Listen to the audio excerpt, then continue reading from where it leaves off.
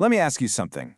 How does a club build an absolute juggernaut of a domestic record, yet hold a flat 0% success rate in European finals over 32 agonizing years? And here's an even wilder one to chew on. How does a team that just secured a historic 2026 Premier League title completely freeze just days later on the ultimate continental stage? Welcome to The Explainer. Today we're diving deep into the staggering contrast between Arsenal Football Club's domestic dominance and their undeniable continental agony.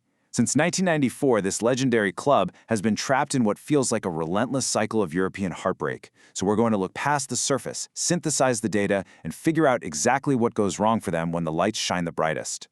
I mean, think about the numbers here. 0 trophies, 6 consecutive European final heartbreaks spanning more than 3 decades.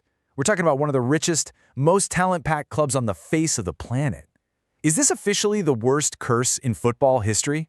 You really have to wonder, how does a club with such immense resources consistently stumble at the absolute final hurdle, over and over again for more than 30 years? Which brings us right back to that glaring contradiction. How does a team boasting a literally impenetrable defense, a squad that just ended a 22-year drought to win the 2026 Premier League, psychologically collapse against Paris Saint-Germain? How do you go from being undisputed domestic conquerors to continental casualties in the blink of an eye? It's baffling, right? Okay, let's dive into this and actually map out the timeline of this trauma. It really kicked off just after their 1994 Cup Winners' Cup victory. They faced AC Milan in the Super Cup, took a swift loss, and honestly, that seemed to trigger a massive domino effect. We're looking at 6 final defeats spanning different eras. The 94 Milan loss, 1995 against Real Zaragoza, 2000 against Galatasaray, 2006 against Barcelona, 2019 against Chelsea, and of course, the 2026 Champions League final against PSG. Each of these finals has its own unique breaking point that has deeply scarred the club. Let's rewind the clock to the 1995 Cup Winners' Cup final in Paris. Arsenal vs. Real Zaragoza. This game was a grueling, tense, tactical battle that dragged all the way to the 119th minute. Penalties are literally seconds away. And then, the unthinkable happens. Former Spurs player Nayim spots Arsenal keeper David Seaman just a few steps off his line. He unleashes this absolutely stunning 40-yard lob. The ball sails over Seaman, hits the back of the net, and seals a 2-1 defeat in the final breath of extra time. Just a moment of pure, devastating shock. That was the spark that ignited this 32-year drought.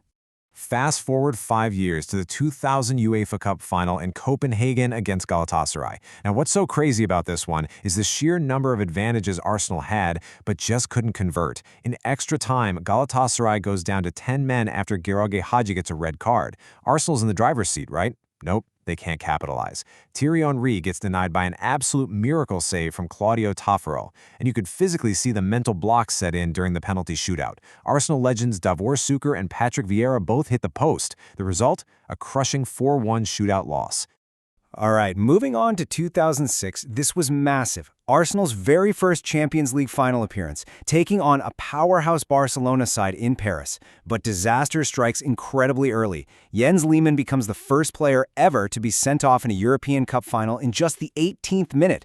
But get this, even down to 10 men, Arsenal incredibly takes the lead through Sol Campbell. But man, physical and mental exhaustion is a very real thing. Henrik Larsson comes off the bench for Barca, dishes out 2 late assists in just 4 minutes, and Arsenal has to watch the biggest trophy in club football slip away in a 2-1 defeat. Jump to 2019, the Europa League final in Baku against their London rivals Chelsea. Now, this wasn't a freak 40-yard goal or an early red card. This was a complete, top-to-bottom structural and tactical collapse. Unai Emery's Arsenal was just so rigid. They left these massive half spaces wide open, and Chelsea completely dismantled them, 4-1.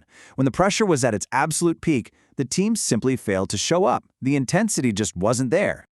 And that brings us to the baffling juxtaposition of the 2026 season. Domestically, Arsenal were absolute titans. They won the Premier League with a historically incredible defensive record. Nobody could score on them.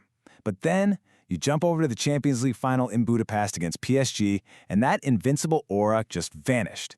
They grab an early lead, but instead of going for the throat, they retreat into a shell. They blow the lead and suffer yet another agonizing penalty shootout loss.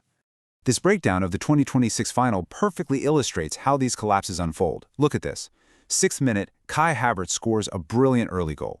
But watch their reaction. Instead of keeping the momentum, they immediately drop into a passive, defensive shape.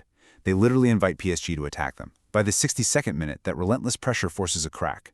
Mosquera fouls Kvaratskhelia, panic instantly sets in, and Dembele equalizes from the spot.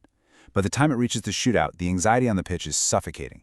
Gabriel misses his crucial kick, and it's a total psychological collapse. PSG wins it 4-3. So we have to ask ourselves, is this just 32 years of incredibly bad luck? Well, if we look at this through the lens of sports psychology, the answer is no. This is a textbook example of choking under pressure. It's not a skill issue, it's a deep-rooted structural and psychological failure. The team fails to perform up to their capabilities exactly because the stakes are so high. The players start overthinking totally natural learned behaviors. It's a club culture issue where the fear of losing entirely paralyzes their desire to win. Even Mikel Arteta himself has called out these exact symptoms. Take a look at this quote from a previous stumble. He said, "The performance in the second half didn't show anything close to the standards that are required in this league to win." He hit the nail on the head. It highlights that recurring, sudden drop in intensity. Whenever they find themselves winning a high-stakes match, they inexplicably stop dictating the play. But where is all this anxiety actually coming from? Well, former players point straight at the club's leadership environment. World Cup winner Frank Leboeuf noted a distinct lack of mental fortitude in modern Arsenal squads during those clutch moments. And former Arsenal star Theo Walcott, he pointed to the frantic, hyper-reactive energy coming from the sidelines.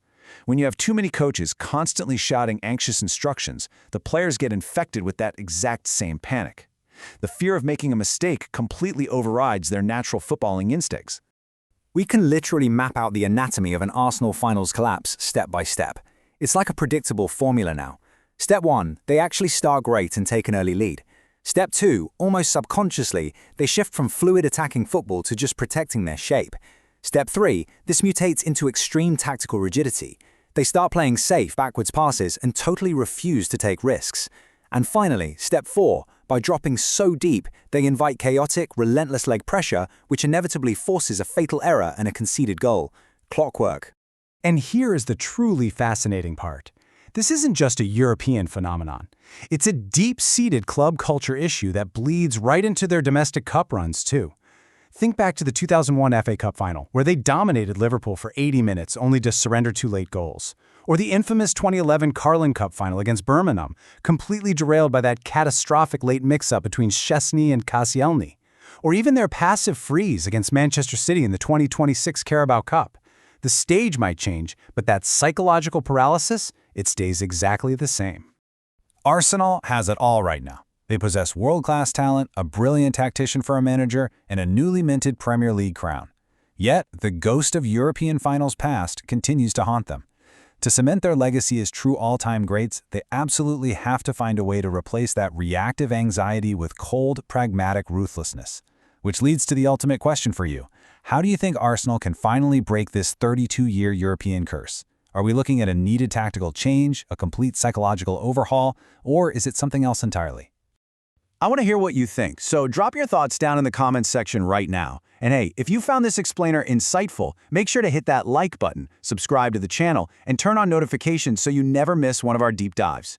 Also, be sure to leave a comment letting us know exactly what topics, matches, or football mysteries you want us to analyze next. Keep learning, stay curious, and we will catch you in the next explainer.